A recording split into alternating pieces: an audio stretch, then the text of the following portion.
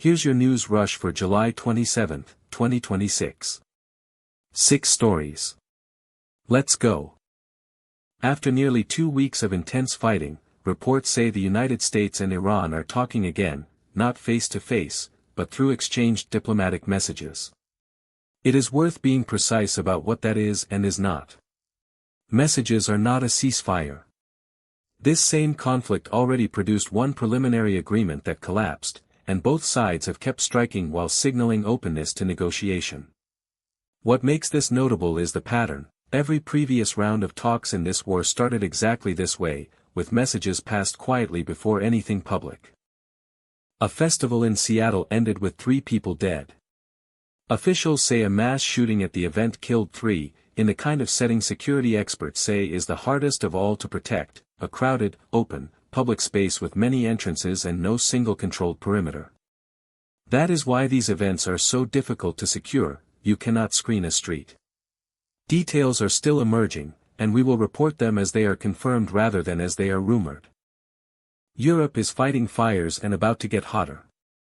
Officials say a wildfire in France's Gironde region remains active, while 2 major fires in central Spain are finally coming under control, but the continent is now bracing for its 4th heat wave of the summer. That sequence is the whole problem in one sentence. The reason it matters is that fire crews need the cool spells between heat waves to get ahead of a blaze, and this summer keeps not giving them one. 3 firefighters have already died on Europe's fire lines this month. The exam scandal has now become a policing scandal.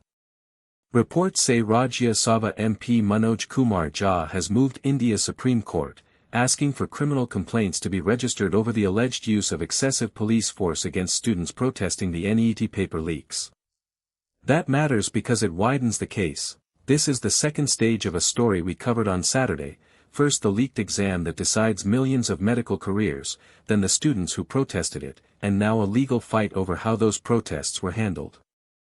Smoke on an aircraft is the one thing pilots are trained to treat as an immediate emergency, and here is why.